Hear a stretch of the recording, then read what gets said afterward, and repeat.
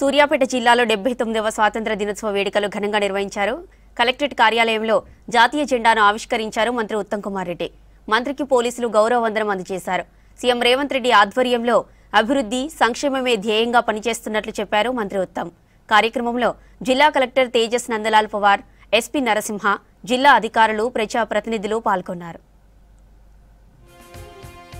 అన్ని పట్టణాల్లో, గ్రామాల్లో, తండాల్లో, హరిజనవాడల్లో అందరి జీవితాల్లో వెలుగులు నింపే విధంగా మా ప్రభుత్వం నేను ముందుకు పోతున్నాం. సూర్యాపేట జిల్లాలో సర్వతోముఖాభివృద్ధికి, రాజకీయాలకి అతీతంగా మరి అందరికీ మేలు చేసే విధంగా అభివృద్ధి కార్యక్రమాలు చేపడుతున్న విషయం మీరు గమనించాలి. రాష్ట్రంలోనే, దేశంలోనే చరిత్ర సృష్టిస్తున్న సన్నబియ్యం కార్యక్రమం, కొత్త రేషన్ కార్డుల కార్యక్రమం మన జిల్లాలోనే గౌరవ ముఖ్యమంత్రి గారు ప్రారంభించారు.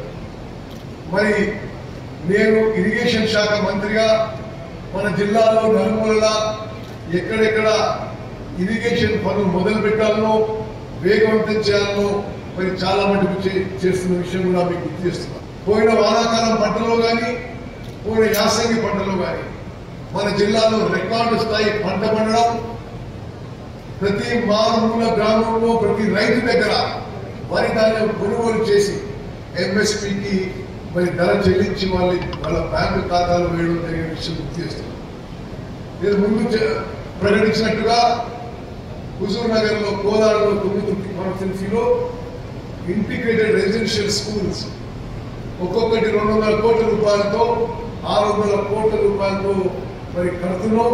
ఆ పనులు మొదలుపెట్టిన విషయం నేను మనం చేస్తున్నాను.